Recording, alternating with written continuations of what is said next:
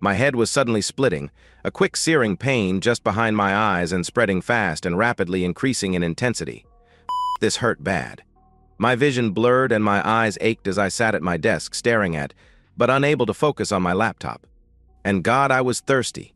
My mouth was so dry. Parts of me felt numb, but I couldn't really tell you which parts, my face and arm? I couldn't be sure. I reached for my beer but missed it and knocked it over. I couldn't process this. It made no sense. And then it all made perfect sense. I was feeling my brain functions slip away one at a time. I was as certain of that as I am of my own name, Jason Black. Often life, the cruel she is, serves us shit sandwiches for lunch, and the twisted thing manages to dupe us so that we always take a bite. Sometimes you get lucky and get away with only taking a small bite.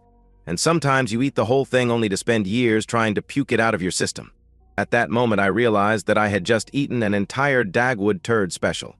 In a flash, there was a sharp, intense increase in the searing, white hot pain. I lurched forward, vomited, and fell before everything calmed and went black. I'm nothing special. I am slightly above average in looks and intelligence and slightly below average in patience and social skills. I was never a Navy SEAL or black belt in any martial art. My short temper and above average but below genius level intelligence meant that I had enjoyed my fair share of fistfights growing up. I was too intelligent to put up with any shit but not smart enough to walk away from it. I was never on the honor roll. I never started my own company, won the lottery, worked for the mob, or opened a secret bank account in the Caymans. I was never a standout in any way. I married a woman who, like me, wasn't anything overly special. Kathy is attractive, intelligent, and mostly caring. She's not a walking wet dream, overtly flirty, or a s**t. She was attractive enough to me in all of the ways I deemed important. We met, we married, and we had a son. We had our share of ups and downs, and mostly the scales balanced. We worked and saved, we fought and forgave, and we raised our son. We knew balance and chaos in equal measure as only a long-time committed couple can. Sometimes we fought for a good reason, and sometimes we fought because one of us was stupid, selfish, or just plain hard-headed. Sometimes we fought and found a resolution. Often we fought and simply agreed to disagree so that we might live to one day fight again and again. I smoke and drink too much, and Kathy is a little self-centered and the poster child for passive aggression. Kathy argues her passive aggression is a result of my smoking and drinking, and I argue that I drink and smoke because she's so damn passive-aggressive. Round and round, on and on, but somehow it all worked. Somehow we got along, loved one another, and focused on our son, our relationship, and each other. We were happy. Neither of us ever worked out regularly, but we have always been active and reasonably fit. We have always tried to eat well, but we've never said no to a pizza because we worried about saturated fats. Everything is in moderation. No one was ever going to write a love story about us. We were in love with each other but not obsessed with one another. Our bedroom was never on fire. We did what we enjoyed as often as we enjoyed doing it. No more, no less. Early in our marriage, we probably had intimacy 2 or 3 times a week, but we never had any marathon sessions. Once we both got off, that was it until the next time. Neither of us had a ton of experience before we met, but neither of us were virgins. Her number of previous sexual partners was a little higher than mine, but that never bothered me. I had never had trouble attracting women, but I had been choosy about who I shared my bed with. Odd for a young man, I realize, but that is how I was wired. I had to be into you to bed you, so the fact my number wasn't higher was by choice, not circumstance. As I said, Kathy was no so her slightly higher number simply didn't matter. We fit well together, enjoyed one another, and neither felt they were shortchanged. Kathy had a very difficult pregnancy and birth with our son John and was left with a lot of vaginal scar tissue afterward. He was born at just over 10 pounds, which proved a little much for Kathy's 5'3" frame. There was a certain amount of pain involved with intimacy after that, but we managed. After 28 years of marriage, we still made love, but never more than 2 or 3 times a month. Kathy was just as likely to initiate intimacy as I was, and we rarely turned the other down when approached, so I am certain that we had as much intimacy as we each wanted. We were always affectionate with one another, and that never waned. We still frequently held hands out in public or cuddled while we watched a movie. We had a lot in common and a lot of differences. We shared the same values and goals, enjoyed the same music, and while we both enjoyed reading, we never read the same books. Kathy hated television and rarely had the patience to sit through an entire movie, and as often as not we struggled to find something we'd both enjoy. She loved cooking, and while I loathed cooking, I didn't mind cleaning up. We both loved the outdoors and camping, but while Kathy enjoyed bird watching, I wanted to fish or hike. We were alike where it mattered, and our differences allowed us to embrace our individuality. It worked. Becoming parents changed us both for the better. When our son was born, I stretched my patience and worked on developing better social skills, while Kathy became a little less self-centered and tried to be less passive-aggressive where our son was concerned. I joined Scouts with John while Kathy joined the PTA. We all attended church together, and we made sure John was always active, happy, and loved. Kathy was the disciplinarian while I provided measured guidance. We taught John the value of hard work and honesty, empathy and loyalty, and hope and faith in self and God. And we were proud of the results. We weren't perfect, but we seemed to function perfectly together. Mr. Black, can you hear me? Mr. Black. I slowly scanned the room for the voice, trying to lick my dry lips. Where was I? What the hell is going on? My eyes, out of focus, settled on something, or someone just to my right. Mr. Black. My name is Dr. Taylor. Do you know where you are? I slurred in response. There was a pause. Mr. Black, you have suffered a stroke. A hemorrhagic stroke. You're in the Presbyterian Hospital. Do you understand? What the f***? My mouth wasn't working. I nodded my understanding. Good. Don't worry about your speech, Mr. Black. It appears you're suffering from a form of aphasia as a result of your stroke. You've suffered some damage to the right side of your face. There is a slight drooping. At this point, we can't determine if you have any other damage or if the aphasia is a result of brain damage or because of the muscle damage to your face. When you regain some of your strength, we'll be able to determine the extent and nature of your deficits and provide you with a more complete diagnosis and prognosis. It seems you are able to understand me, though, so I am hopeful. The doctor droned on for several more minutes about the surgery I underwent to isolate and stop the brain hemorrhage that he believed was responsible for my stroke. I tried to focus my eyes on him. I tried to process what he was telling me. I tried, but I simply drifted back off to a dreamless sleep. A few days later, I awoke to find my son John sitting next to me in my hospital room. I was still unable to focus my eyes enough to make him out clearly, but I knew it was John. A father just knows. When he noticed I was looking at him, he took my hand, sniffed, and tried to choke a few words out. Dad? He sounded tired, defeated. I simply nodded, squeezed his hand, and looked away. What could be said? The only other people I saw were my boss, 2 colleagues, and the hospital staff. 3 days later, John and I were in a Mexican standoff, glaring at each other for several minutes. I wasn't happy about him being here, and he wasn't happy about a lot of things. Dad, you're going home tomorrow. How the hell are you going to manage on your own? There's no question that I'll be there to help you. You can't drive, you can barely walk. What's your plan? He had me there. John, I love you. I appreciate you and I appreciate your concern, but you just started your new job and shouldn't be taking time off to help me. I'll be fine. Of course, it didn't sound like that at all. I had made progress on my speech, but it was still slow, labored, heavily slurred, and often only barely above a mumble. John was one of the few, aside from the hospital staff, who was able to make sense of my slurred mumblings. This isn't up for debate, Dad. Since Mom, he let that thought die on his tongue. You can't be on your own. At least not for a little while. Who the hell else is going to help you? My boss has been very understanding, so stop worrying. I can stay with you, work a few less hours at the office while I shuttle you around, and make the rest up working remotely from the house. It'll be fine. My prognosis was good. Aside from the aphasia, I had partial paralysis in my right arm and leg. With a little physical and speech therapy, some blood thinners, and a lifestyle change, I should be able to regain most of the use of my leg and arm and reduce the drooping in my face significantly. Dr. Taylor felt that I would have a slight limp and my facial droop would hardly be noticeable. Thankfully for me, the aphasia seemed more directly related to the muscle damage in my face and mouth. Okay, John. Thank you, I sniffed, slurred, mumbled. I love you, Dad. I was going home, or what was left of it. I love you too, John. There were no warning signs. I didn't know I was about to lose my wife, and she hadn't given me any clues. We had been married for just over 25 years when it happened. Kathy worked as a director for a non-profit while I was the director of North American sales in a division of a large international software company. I know what's a guy with poor social skills doing in sales? Well, the truth is that the worst salespeople are the guys with the gift of gab. They simply are incapable of listening. If you want to sell a complex software solution to a Fortune 500 company, you've got to be able to listen. The executives of these large companies don't want to be your friend, but they do need to trust and respect you professionally. They might want to have a beer or play a round of golf with the talkers, but they'd much rather work on their business issues with the listeners.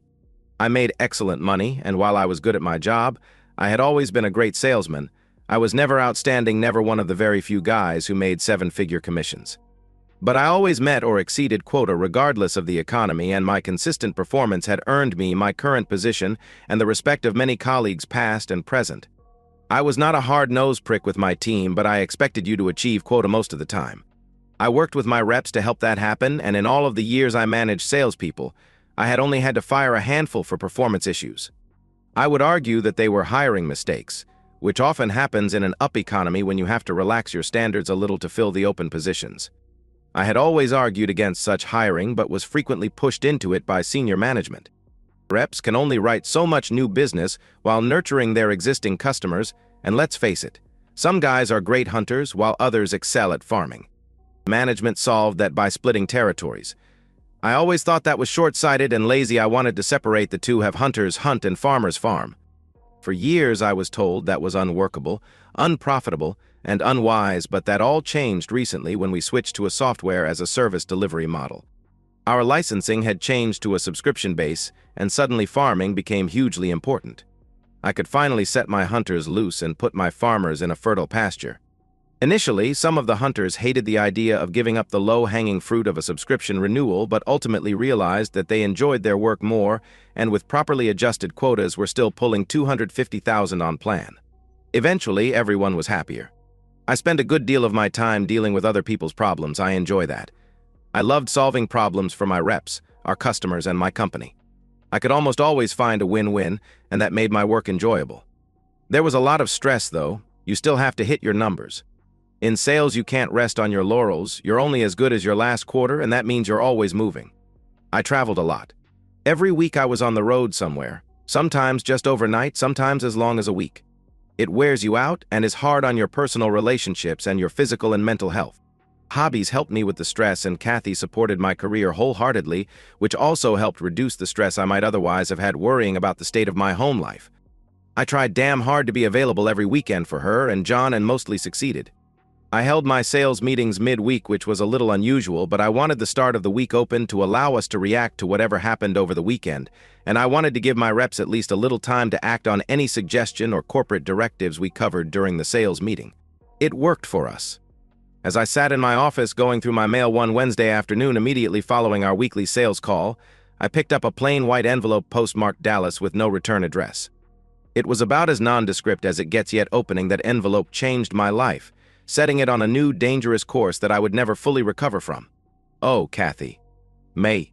Peter Sellers was a happy little guy despite his line of work. Pretty average in the looks and size department, which I suppose was an asset professionally.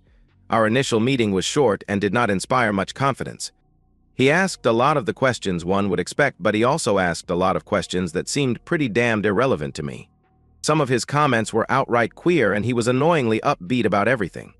Still, he came highly recommended, and if I am going to be honest here, I didn't know shit about this kind of work.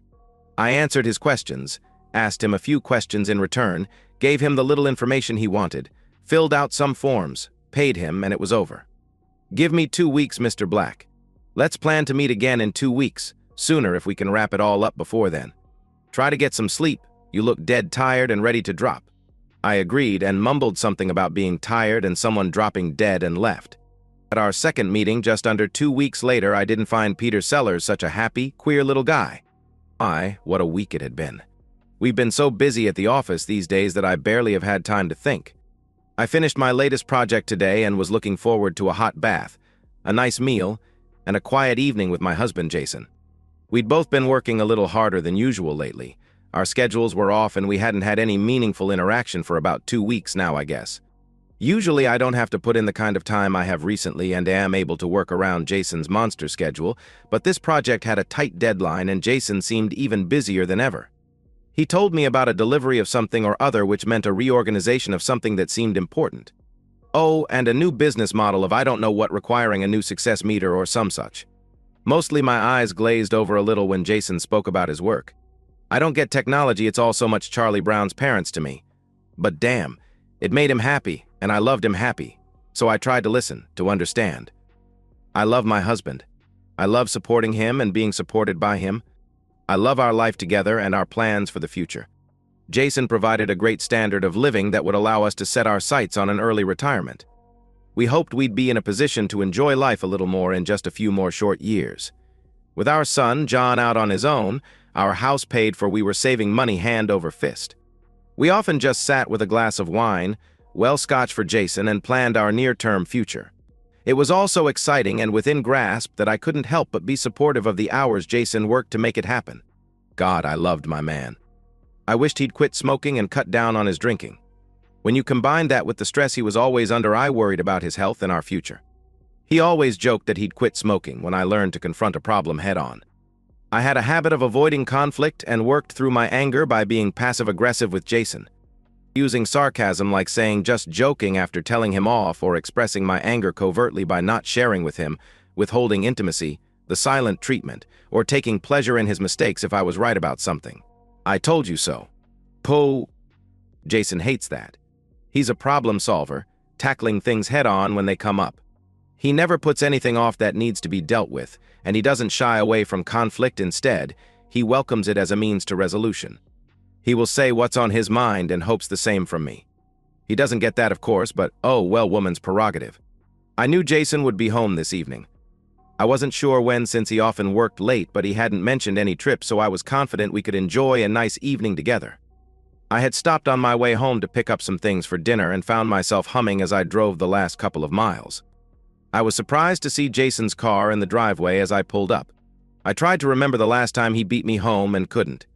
Well, more time to relax together and reconnect. I parked next to Jason, gathered up the groceries, and headed to the front door.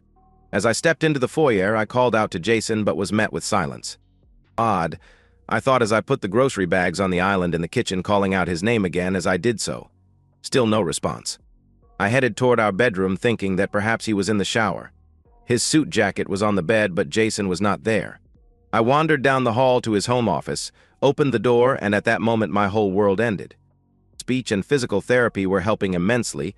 Just 3 short months after my stroke, and I was able to walk and talk again.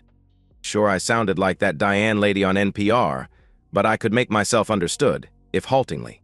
John had been a constant source of strength and encouragement and helped me push my physical limits. He was unhappy, though, and I knew we needed to finally talk about it. Time for me to be there for my son, to help him work through this. John, have you spoken with your mother lately? There was a long pause. I loved his mind and never rushed his responses, as I knew they were all well considered. He wouldn't open his mouth till he knew what he wanted to say and how he wanted to say it. It had always driven Kathy a little crazy, but I thought it was strength of character to be admired and encouraged. No, Dad, I haven't. She has emailed me, but I haven't responded. I don't know if I can. I mean, I want to know what happened, but I'm not sure I can forgive her so. She's your mother, John. She loves you. Maybe if you speak with her, you'll be able to find a way to have her in your life in a way you can live with. Maybe not, but avoiding it will only leave you with anger and doubt. There's the kettle calling the pot black. Jesus, Dad, what if I said that to you? John, she married me. She gave birth to you. Those are vastly different animals.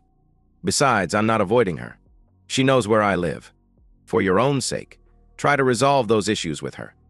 Let her know how she hurt you so at least you'll feel better. Bottling it up will only hurt you more. I don't know, Dad. Okay, John. Let's you and I talk about it more over lunch. Tell me what's on your mind, ask me questions, pitch a fit. Let's kick this elephant out of the room. I let him stew for a while as I left the room to prepare lunch for us. As I mentioned, I loathed cooking, so meals these days were always pretty simple, but my new diet required a little work. I prepared a nice salad and sliced some apples and pears to go on the side, along with some grapes and nuts. Sometime later, John wandered into the kitchen and sat opposite me at the table, eyeing his salad suspiciously. After several moments of careful inspection of his plate, he picked up a slice of pear and took a bite. I'm proud of you, Dad. You're really sticking to this diet. Another pause and another slow bite of his pear. And then, just barely above a whisper, what happened, Dad? I sighed. This was going to be hard, but it had to happen. Well, I was in my home office when I suffered my stroke. Thankfully, your mother found me unconscious shortly after it happened and called 911. I trailed off looking out into the backyard. I know that Dad, but she was gone before the ambulance arrived. She never went to the hospital. She never came home, Dad. Her husband had just suffered a stroke, and she bailed on him. When you needed her the most, she abandoned you, Dad. What kind of a person does that? John, she did the right thing at that moment. She was the last person I needed then or need now. She has never handled conflict well, so her response doesn't surprise me. Shit, Dad, you having a stroke and needing medical attention is hardly a crisis she should run from. Conflict, John, not crisis. Your mom couldn't handle the conflict that was coming. When she found me slumped over my desk, lying unconscious in my own vomit, she knew the biggest conflict of our lives had just cut me off at the knees and was heading for her. She couldn't face that fact. She couldn't face what she had done. It nearly killed me, and she couldn't face it. Couldn't face what, Dad? What did she do that could possibly be worse than abandoning you like that? I stared into his earnest, pleading face, sighed deeply, and then I told him. I opened the door to Jason's home office and stared uncomprehendingly at the scene that greeted me. Oh my God! Jason was slumped over his desk, lying in a pool of vomit, unconscious. I rushed over to him and noticed that thankfully he was still breathing, though it seemed a little labored. I was crying uncontrollably now, screaming at him to wake up. I shook him, but he refused to wake up. I moved his head so he wasn't lying in his own mess, all the while sobbing and screaming and beginning to hyperventilate. Jason, I kept shaking him.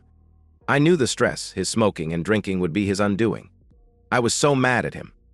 God damn you, Jason. Wake up! I punched the back of his shoulder as I screamed and cried. I hugged him then. Jason, please. Then I looked up at his laptop and froze. No, it couldn't be. Jason. My Jason. My rock, the man I love, had collapsed watching a video of me rutting like an animal in a cheap motel room with my coworker, Chris Peters. I did this to him. My head was spinning as a loud buzzing battered my ears. I stood there, frozen, watching and listening to my betrayal. My selfish, stupid betrayal. A betrayal that looked like it nearly killed my husband. I am not certain how long I stood there. I do know that I am more ashamed of what I did next than anything else.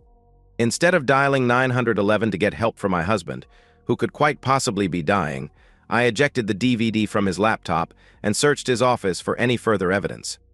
I found the investigator report from Mr. Sellers and took both the report and DVD out of the room as I hurried down the hall. I ran into our bedroom and hurriedly packed a suitcase, tossing in the DVD and private investigator's report. After taking the suitcase downstairs and putting it in the trunk of my car, I went into the kitchen, retrieved the bags of groceries, and put those in my car. I can't explain why. I returned to the house and poured myself a drink to calm my nerves. Only when I finished the drink did I finally call 911 to seek help for my husband. I gave them my name and address, answered a few questions about his condition, then disconnected the call, rushed out to my car, leaving the front door wide open, and drove away. I couldn't face this.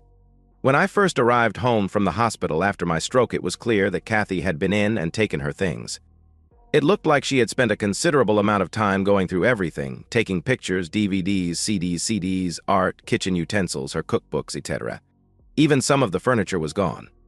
It was clear she had moved out. John was apoplectic. I was indifferent. John wanted to wring her neck. I wanted to lie down. Over the next several months, as I went through the agony and humiliation of physical and speech therapy, I reflected on what had brought me here. I hadn't heard from Kathy. John and I never talked about her, and I didn't know if he was in touch with her or not. I hoped so for his sake, but beyond that, I didn't really care. I found that unlike what people say, you absolutely can simply stop loving someone. Well, to be more accurate, I knew without reservation and immediately that I was not in love with the woman I was currently married to. I still loved the woman I married 25 years ago, but she went away, and what took her place was someone I didn't know. I didn't hate her. How could I? I didn't even know her. No, I was simply and utterly indifferent toward her. She was simply John's mother. I was glad she didn't hang around afterward, that her inability to face conflict or the consequences of her actions made her flee. It would have been tough otherwise. I mean, who wants to have to deal with a complete stranger while they are recuperating from a major medical issue? Certainly not me. No, this was for the best. I hadn't decided when I was going to deal with my marriage yet.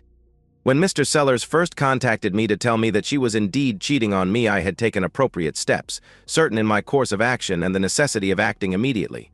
I had already contacted an attorney who coached me on the appropriate actions required and/or allowed prior to filing, and I had begun that process. I requested Mr. Sellers send copies of his report, DVD, etc. To my attorney, began separating out our finances as much as I quickly could, and started to have Kathy removed as my beneficiary on everything I could think of. In the meantime, my attorney was preparing the necessary paperwork to begin divorce proceedings.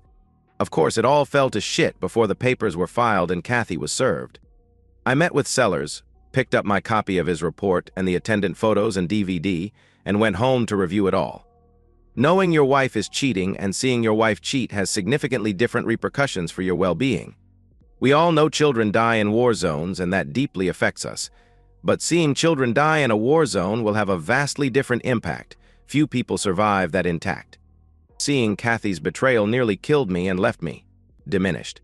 Yes, I would divorce Kathy. Of that I was certain. Reconciliation seemed absolutely ridiculous.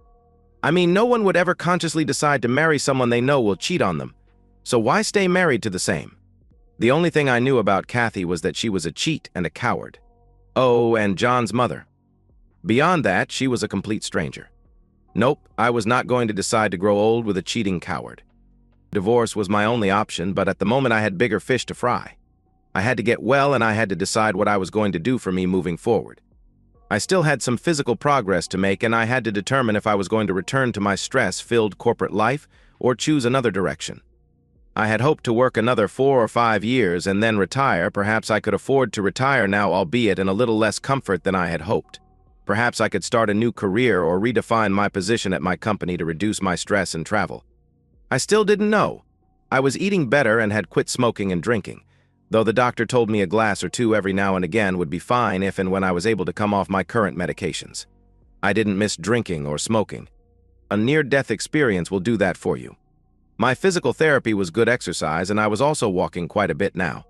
No, the only thing I knew for certain was that I would not allow Kathy's infidelity to define or destroy me. Instead, I determined that I would use it and its aftermath as the motivation I needed to get healthy and be happy. It has been 3 years since that day, the day I found my husband Jason near death because of my selfish stupidity. I have not spoken to either Jason or John since then. John refuses to speak with me, and I am too ashamed to try to contact Jason. He eventually filed for divorce and had me served at work. I didn't fight the divorce, and we mostly split things evenly, if a little in Jason's favor. What did I care, really? Jason eventually threatened the organization I worked for with very bad publicity if they didn't take certain actions. There was a prolonged negotiation, and eventually Chris Peters was fired and the executive director, my boss, was reprimanded. My career with them stalled. During that process, it was discovered that it was Chris who alerted Jason to our affair. Chris and his wife had an open marriage that had caused them to drift apart over the years. He and I used to joke that we were work spouses. He was my work husband and I was his work wife. I never considered this little game dangerous and failed to maintain the appropriate boundaries. Shortly after our physical affair began, my boss caught us together in my office and we were officially reprimanded. In a subsequent email to me, she indicated that inter-office romances, particularly between married staff, were strictly against our code of ethics, and as my boss, she was required to reprimand us and counsel us to stop our affair, as my friend. While she didn't understand why I would want to cheat on Jason with Chris, she understood the allure of an affair, and if I wanted to continue, please keep it out of the office. And so we did. It should have been enough to jolt me back to my senses, but it wasn't. I didn't love Chris, but I did like him. The thing I really liked was the intimacy. He wasn't better than Jason, just smaller. Ever since John was born, intimacy with Jason involves a certain amount of pain. He may be the high end of average. If I had to guess, I'd say maybe 7 inches long and 5 inches around. Chris, on the other hand, was really quite small and thin, which meant for the first time in years, I could experience intimacy without any pain. And that was the end for me. Chris began to fall in love with me and often talked about leaving our spouses to be together. I shut that down immediately. I would never leave Jason. I loved him.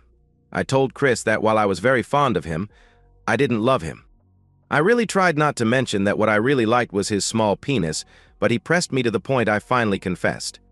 He was not happy at all, and so he hoped exposing me to Jason would result in my divorce and hurt me a little for insulting his manhood. He mailed copies of our reprimand and the email my boss sent me to Jason.